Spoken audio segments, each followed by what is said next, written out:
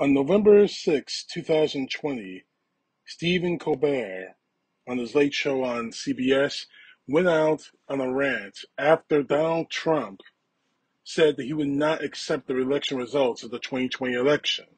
Now, mind you, this was months before the January 6th attack, but it was leading up to it, so just bear with me. In one of his lines, he said that I'm no prophet, it's just that he's so predictable. And Donald Trump is that. Now, repeating for what Stephen Colbert said, I'm no prophet. It's just that he's so incredibly predictable.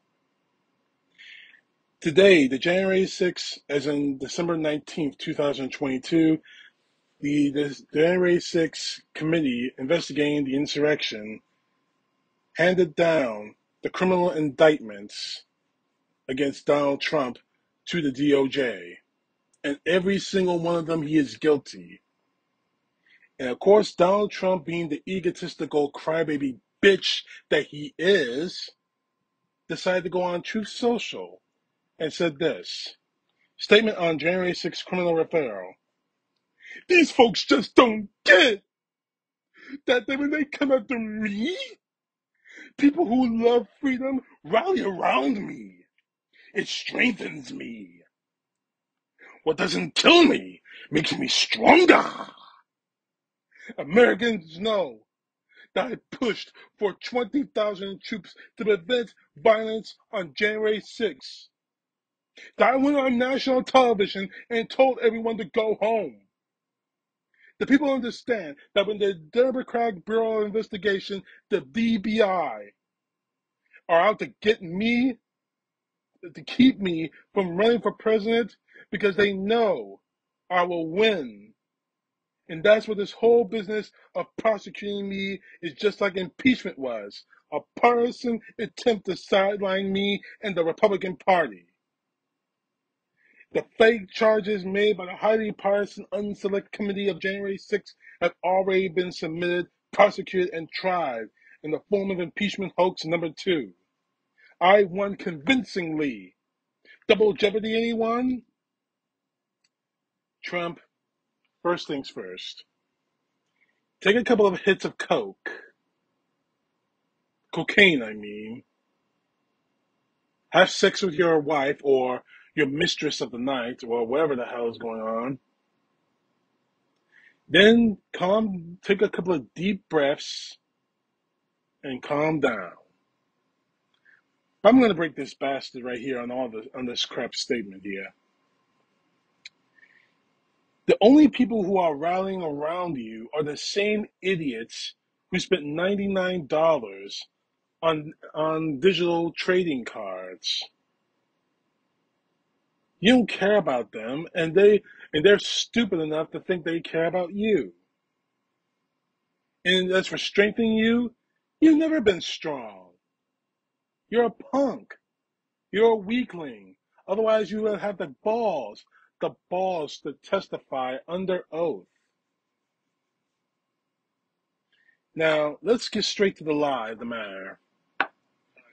Your lie that you pushed for 20,000 troops to prevent violence on January 6th. So, if you had such an order, where is it? Is it in one of those boxes of documents that you stole from the National Archives and took to Mar-a-Lago in that shithole you call a home? But let's get straight to it. The President of the United States acts as the Commander-in-Chief of the United States Armed Forces. Now, according to the Insurrection Act of 1807, the federal law empowers the President of the United States to deploy U.S. military and federalized National Guard troops within the United States in particular circumstances, such as suppress civil disorder, insurrection, and rebellion.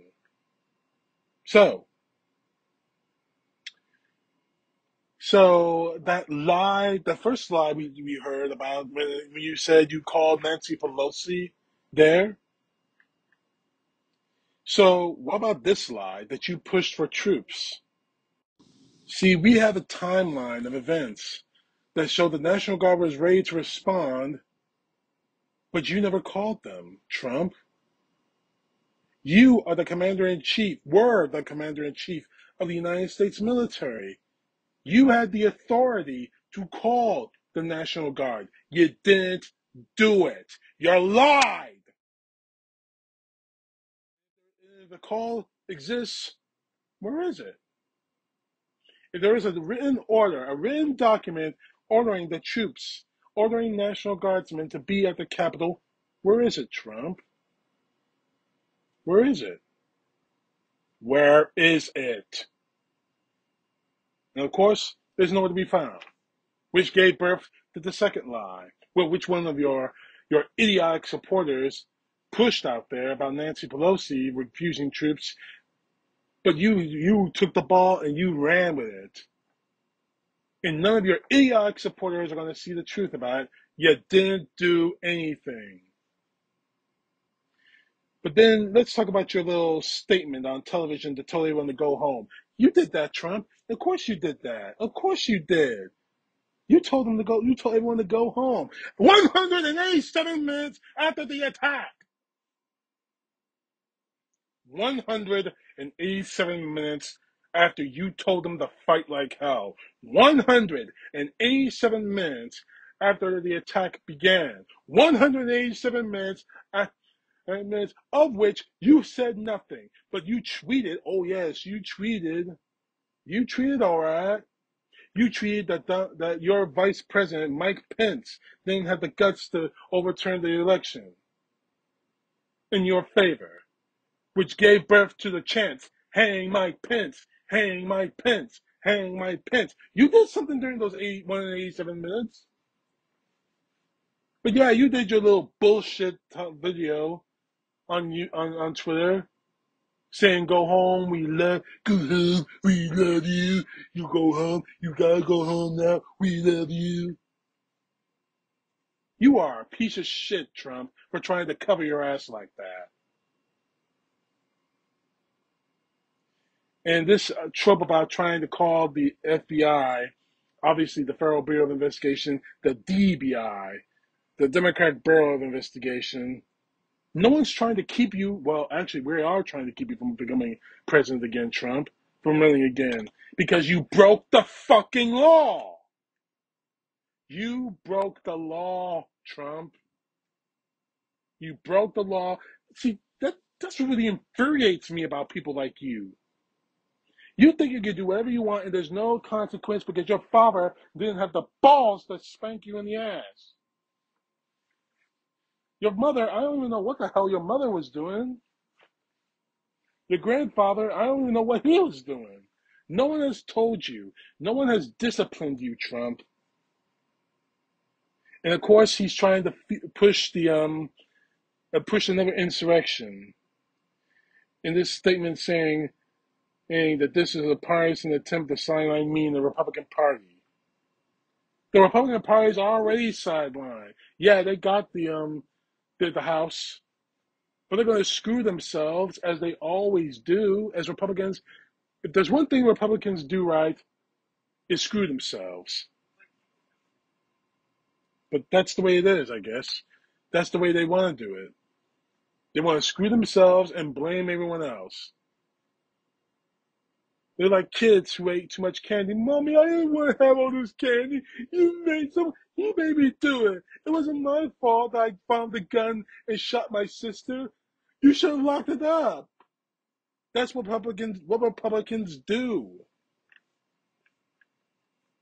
In this last paragraph, he says the fake charges made by the high blah blah blah blah blah blah blah have been submitted, prosecuted by high impeachment host number 2.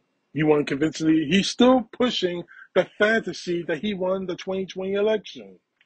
Give it up, Trump. You lost. But do you know what really sickened? It's sad, really. It's sad. It's really sad, Trump. But as I said earlier in this video, as I said earlier in this particular video, it's not a surprise at all. It's not a surprise he reacted like this. As Stephen Colbert said, I'm no prophet, but he's just so predictable. We predicted that he was going to say, we knew that he was going to say that I lost, that even if I lost the election, I'm going to claim that it was stolen. We knew that. Going into the 2020 election, we knew he was going to do that. Fact is this, he's pathetic, he's a sad man, and now he's getting exactly what he deserves. But it's up to the DOJ right now. Department of Justice, do your job. Prosecute him, imprison him, bar him from ever running for office ever again. CTP, know the truth. God bless. Peace to the left, justice to the right.